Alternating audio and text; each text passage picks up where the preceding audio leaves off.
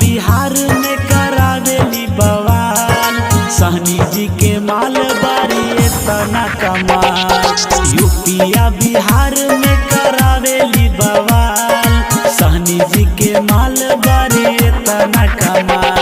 अरे लइका से आन देवेले ध्यान, बूढ़ा वो भी देखी के पूछे ले सवाल। यूपिया बिहार में करावेली बवाल, सहनी जी के माल बारी इतना कमाल। यूपिया बिहार में करावेली बवाल, सहनी जी के माल बारी इतना कमाल।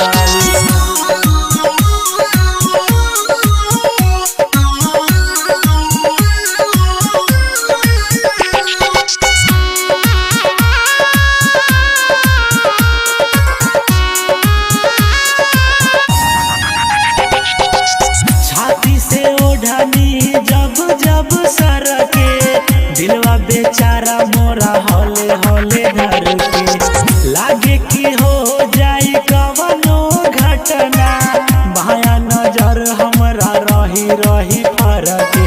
छोटा दिल वालन खातिर हई जीव के काल, सहनी जी के माल बारी इतना कमाल। यूपिया